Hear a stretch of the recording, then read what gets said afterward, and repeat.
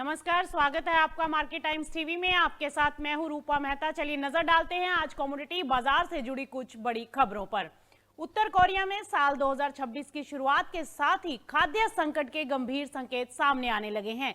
देश के बाजारों में चावल और मक्के की कीमतें ऐतिहासिक स्तर पर पहुंच गई हैं, जिससे आम लोगों की थाली पर सीधा असर पड़ रहा है। प्योंगयांग में 15 मार्च को चावल का दाम 24,700 वॉन प्रति किलो तक पहुंच गया है, जो सिर्फ 2 हफ्तों में 25% से ज्यादा की तेजी को दिखाता है, जबकि पिछले 6 हफ्तों में कीमतों में 64% का उछाल देखने को मिला है। वहीं मक्के का भाव 8,000 वॉन प्रति किलो तक पहुंच गया है, जो 2009 के बाद का सबसे ऊपरी स्तर है। इससे तेज उछाल के पीछे सबसे बड़ी वजह उत्तर कोरियाई मुद्रा वॉन की भारी गिरावट है, जिससे आयातित खाद्य पदार्थों की लागत तेजी से बढ़ गई है। डॉलर के मुकाबले वॉन का रेट 51,300 तक पहुंच गया है, जिसने खाद्य महंगाई को और भड़का दिया है। इसके अलावा घरेलू भंडार में कमी और नई फसल आने से पहले का सीजन संकट भी इस स्थिति को और गंभीर बना रहा है। खासकर गरीब तबके के लिए, जहां मक्का मुख्य भोजन है, यह महंगाई जीवन संकट बनती जा रही है। वहीं चीन के साथ ट्रांसपोर्ट और व्यापारिक गतिविधियों की फिर से शुरुआत ने विदेशी मुद्रा की मांग बढ़ा दी है, जिससे बाजार पर दबाव और बढ़ने की आशंका है। कुल मिलाकर उत्तर कोरिया में खाद्य संकट समय से पहले दस्तक दे चुका है, जो आने वाले महीनों में और गहराने की चेतावनी दे रहा है।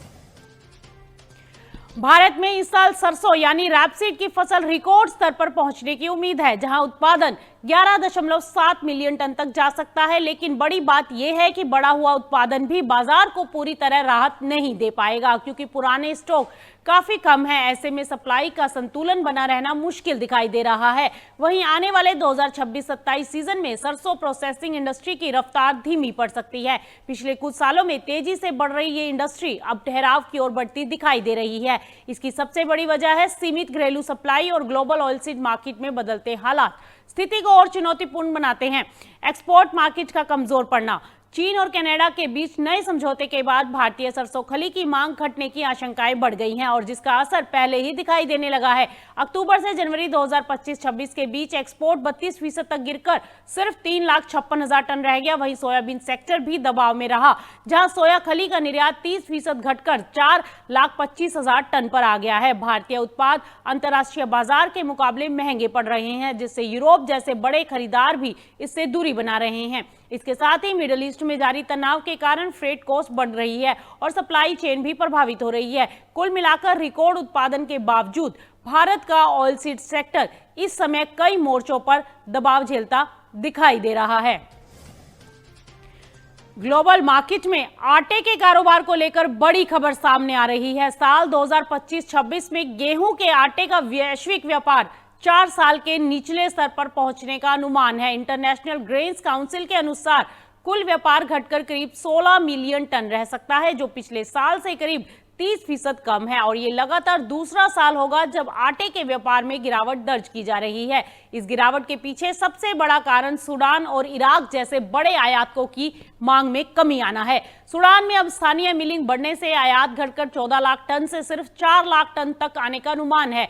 वहीं इराक भी आयात में करीब 5 लाख टन तक की कटौती कर सकता है, जिससे उसका कुल आयात 2 दशक के सबसे निचले स्तर पर पहुंच सकता है।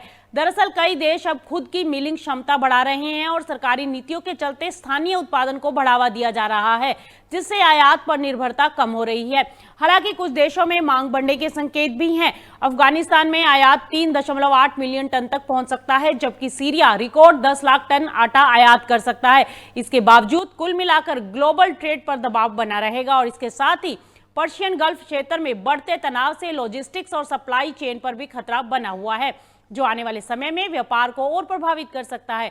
कुल मिलाकर आटे के वैश्विक बाजार में इस समय मंदी का माहौल है, जहां मांग नीतियां और भू राजनीतिक हालात मिलकर बड़ा असर डाल रहे हैं। यूरोप में खाद्य सुरक्षा को लेकर एक बड़ा हेरफेर देखने को मिला है। बुल्गारिया में अर्जेंटीना से आयात किए गए सूरजमुखी बीज की तीसरी खेप में भी कीटनाशक का स्तर तय सीमा से कहीं ज्यादा पाया गया है। लैब जांच में डेल्टा मेथ्रीन की मात्रा अनुमत सीमा से 2 गुनी निकली है, जिससे अधिकारियों की चिंता और बढ़ गई है। इससे पहले भी आई 2 खेपों में भी कीटनाशक अवशेष 3 से 5 गुना ज्यादा पाए गए थे, जिसके बाद अब निगरानी और सख्त कर दी गई है। अब तक बुल्गारिया करीब 1,18,000 टन सूरजमुखी बीज अर्जेंटीना से मंगा चुका है और हर खेप की जांच सीधे पोर्ट पर ही की जा रही है। खास बात यह है कि अधिकारियों ने पूरे सप्लाई चेन पर नजर रखी हुई है। पोर्ट से लेकर स्टोरेज, प्रोसेसिंग और डिस्ट्रीब्यूशन तक हर स्तर पर ट्रैकिंग की जा रही है ताकि कोई भी संदिग्ध माल यूरोपियन फूड मार्केट तक ना पहुंचे। इंपोर्टर ने लिखित आश्वासन दिया है कि इस बीज से बने प्रोडक्ट्स यूरोप के फूड मार्केट में नहीं बेचे जाएंगे, बल्कि इन्हें गैर यूरोपीय देशों में एक्सपोर्ट किया जाएगा या फिर बायोडीजल जैसे तकनीकी इस्तेमाल में लिया जाएगा। हालांकि आने वाले हफ्तों में अर्जेंटीना से और खेप आने की संभावनाएं हैं, जिन पर भी सख्त जांच जारी रहेगी। कुल मिलाकर ये मामला न सिर्फ फूड सेफ्टी बल्कि इंटरनेशनल ट्रेड में क्वालिटी कंट्रोल को लेकर भी बड़ा सवाल खड़ा कर रहा है। मिस्र में गेहूं की फसल, जिसे येलो गोल्ड कहा जाता है, अब कटाई के लिए पूरी तरह से तैयार है। मार्च के अंत के साथ ही देश भर के किसान हार्वेस्टिंग सीजन की तैयारियों में जुट गए हैं, जिसकी आधिकारिक शुरुआत अप्रैल 2026 के मिड से होगी। सबसे पहले कटाई ऊपरी मिस्र यानी असवान, लक्सर और केना जैसे इलाकों में शुरू होगी, जहां ज्यादा तापमान के कारण फसल जल्दी पक जाती है, और इसके बाद ये अभियान नाइल डेल्टा और लोअर मिस्र तक पहुंचेगा, जबकि कुछ नए कृषि क्षेत्रों में कटाई अगस्त तक जारी रह सकती है। इस साल मिस्र सरकार ने 45 से 50 लाख टन गेहूं खरीदने का लक्ष्य रखा है ताकि सब्सिडी वाले ब्रेड प्रोग्राम को मजबूत किया जा सके। सबसे बड़ी खास बात यहां पर यह है कि बुआई का रकबा 37 लाख फेडान से ज्यादा हो गया है, जो तय लक्ष्य से भी ऊपर है। किसानों को बेहतर दाम देने के लिए सरकार ने खरीद मूल्य बढ़ाकर 2350 मिस्र पाउंड प्रति अर्देब कर दिया है, जिससे उनकी आय को सपोर्ट मिलेगा। हालांकि मौसम में उतार चढ़ाव जैसी चुनौतियां सामने आई हैं, लेकिन एक्सपर्ट्स का कहना है कि प्रमाणित बीजों और बेहतर खेती टेक्निक्स के चलते इस बार फसल काफी मजबूत है। कुल मिलाकर मिस्र में गेहूं उत्पादन और सरकारी खरीद दोनों मजबूत दिखाई दे रहे हैं, जो देश की खाद्य सुरक्षा के लिए एक बड़ा पॉजिटिव संकेत है। यूक्रेन में सोयाबीन को लेकर एक बड़ा ट्रेंड सामने आ रहा है, जहां आने वाले समय में इस फसल का रकबा लगातार बढ़ने की उम्मीद जताई जा रही है। सरकार के अनुसार इस साल सोयाबीन का न्यूनतम रकबा 20 लाख हेक्टेयर रहने का अनुमान है। हालांकि वैश्विक हालात, ईंधन और खाद की कीमतों जैसे कई अनिश्चित कारक बने हुए हैं, लेकिन इसके बावजूद सोयाबीन की खेती में गिरावट की संभावना फिलहाल नहीं है। आपको याद दिला दें कि 2024 में यूक्रेन ने रिकॉर्ड 70 लाख टन से ज्यादा सोयाबीन उत्पादन किया था, जबकि पिछले साल ये आंकड़ा करीब 50 लाख टन रहा और इस साल भी उत्पादन 50 लाख टन के आसपास रहने की उम्मीद है, जो इस सेक्टर की स्थिरता को दर्शाता है। सबसे बड़ी बात यह है कि वैश्विक बाजार में यूक्रेनी सोयाबीन और उससे जुड़े उत्पादों की मांग लगातार बढ़ती दिखाई दे रही है। इस सीजन में करीब 60% से ज्यादा सोयाबीन का प्रोसेसिंग देश के अंदर ही किया जाएगा, जिससे वैल्यू एडिशन और एक्सपोर्ट दोनों को मजबूती मिलेगी। ऐसे में जानकारों का कहना है कि आने वाले समय में सोयाबीन यूक्रेन के कृषि सेक्टर का एक मजबूत स्तंभ बन सकता है। ग्लोबल सोयाबीन ट्रेड में इस समय बड़ा बदलाव देखने को मिल रहा है, जहां चीन ने अमेरिका से सोयाबीन आयात में भारी कटौती कर दी है। साल 2026 के पहले 2 महीनों में चीन ने अमेरिका से सिर्फ 14,90,000 टन सोयाबीन खरीदा, जो पिछले साल के 91,30,000 टन के मुकाबले करीब 84% की भारी गिरावट है। इस गिरावट के पीछे ट्रेड टूल्स में देरी और ऊंचे टैरिफ जैसे बड़े कारण सामने आए हैं, जिससे निजी खरीदारों ने अमेरिकी सोयाबीन से फिलहाल दूरी बना ली है। वहीं दूसरी ओर ब्राजील ने इस मौके का पूरी तरह से फायदा उठाया। चीन ने ब्राजील से सोयाबीन आयात 82% बढ़ाकर 65,60,000 टन तक पहुंचा दिया। इसके अलावा अर्जेंटीना से आयात में भी जबरदस्त उछाल देखने को मिला है, जो बढ़कर 32,70,000 टन पहुंच गया है। अर्जेंटीना में एक्सपोर्ट टैक्स में अस्थायी राहत के चलते चीन ने बड़े पैमाने पर खरीदारी की है। हालांकि आगे का रास्ता पूरी तरह आसान नहीं दिखाई दे रहा। ब्राजील से आने वाली खेपों पर सख्त जांच और चीन में कस्टम क्लियरेंस में देरी भविष्य में सप्लाई को प्रभावित कर सकती है। साथ ही अमेरिका और चीन के बीच होने वाली अगली बड़ी बैठक भी ये तय करेगी कि आने वाले समय में अमेरिकी सोयाबीन की मांग बढ़ेगी या नहीं। फिलहाल इतना तय है कि ग्लोबल सोयाबीन ट्रेड का संतुलन तेजी से बदल रहा है और अमेरिका की हिस्सेदारी पर बड़ा असर पड़ता दिखाई दे रहा है। रैपसीड मील के बाजार में इस समय दबाव का माहौल बना हुआ है। 13 मार्च को जहां औसत कीमत 2812 युआन प्रति टन थी, वहीं 18 मार्च तक ये घटकर 2710 युआन रह गई है, यानी करीब 6% की गिरावट दर्ज की गई है। शुरुआत में कनाडा के कैनोला फ्यूचर में तेजी ने कीमतों को सपोर्ट दिया, लेकिन ये सपोर्ट ज्यादा समय तक टिक नहीं पाया और बाजार फिर नीचे फिसल गया। हालांकि घरेलू स्तर पर स्टॉक अभी भी ज्यादा नहीं है जो स्पॉट कीमतों को सपोर्ट दे सके, लेकिन असली दबाव डिमांड साइड से आ रहा है। इस समय एक्वाकल्चर का ऑफ सीजन चल रहा है, जिससे खपत कमजोर बनी हुई है। वहीं पशु आहार निर्माता भी केवल जरूरत के हिसाब से ही खरीदारी कर रहे हैं, जिससे बाजार में फिलहाल कोई बड़ी तेजी नहीं बन पा रही। दूसरी ओर चीन और कनाडा के बीच ट्रेड रिलेशन सुधरने से आने वाले समय में कैनोला की सप्लाई बढ़ने की उम्मीद है, जो लंबी अवधि में कीमतों पर और दबाव डाल सकती है। कुल मिलाकर कम स्टॉक के बावजूद कमजोर मांग और बढ़ती सप्लाई की आशंका के चलते रैपसीड मील बाजार फिलहाल दबाव में ही रहने वाला है। देश के कृषि क्षेत्र को लेकर एक बड़ी बैठक नई दिल्ली में कृषि भवन में हुई, जहां केंद्रीय कृषि मंत्री शिवराज सिंह चौहान ने मौजूदा हालात की समीक्षा की है। हाल ही के दिनों में कई राज्यों में तेज बारिश और ओलावृष्टि और खराब मौसम से फसलों को हुए नुकसान को देखते हुए ये बैठक बेहद अहम मानी जा रही है। सरकार ने साफ किया है कि अब फोकस सिर्फ उत्पादन बढ़ाने पर नहीं, बल्कि किसानों को समय पर राहत, सही बीमा क्लेम और नुकसान का वैज्ञानिक आकलन करने पर भी रहेगा। मंत्री ने अधिकारियों को साफ निर्देश दिए हैं कि जहां भी फसल नुकसान की खबर है, वहां तुरंत क्रॉप कटिंग एक्सपेरिमेंट कराकर सही आकलन किया जाए और किसानों को बिना देरी के मुआवजा मिले। इसके साथ ही सरकार दलहन फसलों तुअर, मसूर और उड़द की एमएसपी पर भी खरीदी सुनिश्चित करने की तैयारी में है, ताकि किसानों को कम दाम पर अपनी उपज बेचने के लिए मजबूर ना होना पड़े। सरकार अब क्वालिटी सुधार पर भी बड़ा दांव खेल रही है।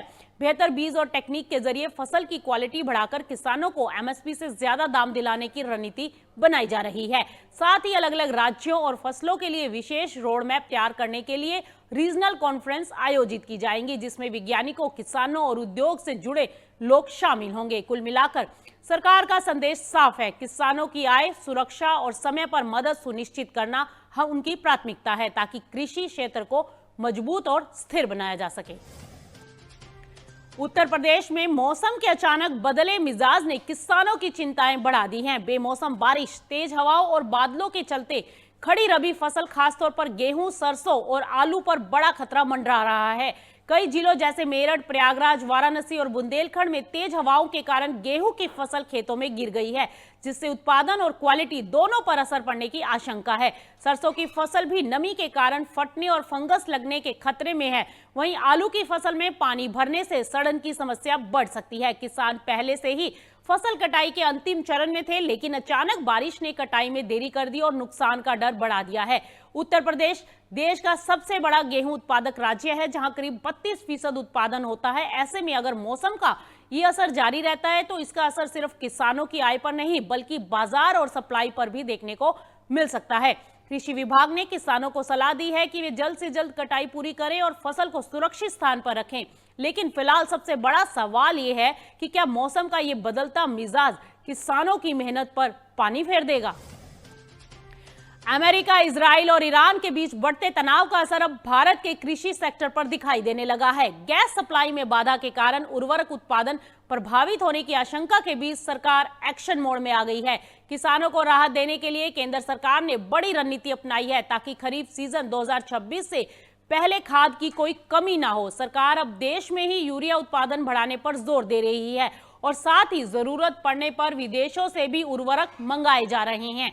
विदेश मंत्रालय ने साफ किया है कि फिलहाल देश में खाद का पर्याप्त भंडार मौजूद है और किसानों को घबराने की कोई जरूरत नहीं।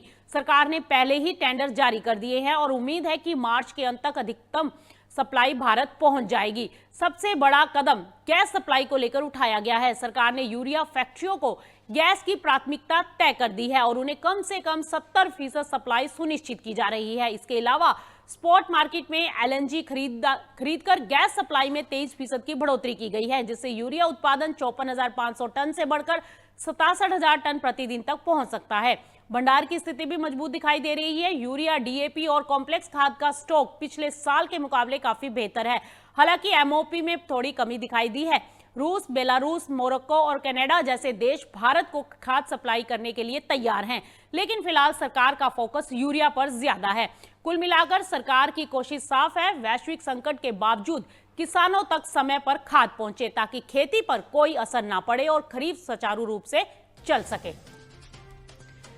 फिलहाल यहाँ रुकते हैं ब्रेक के लिए और आप कहीं मत जाएं, बने रहिए मार्केट टाइम्स टीवी के साथ, क्योंकि मार्केट टाइम्स टीवी पर खबरों का सिलसिला लगातार जारी है।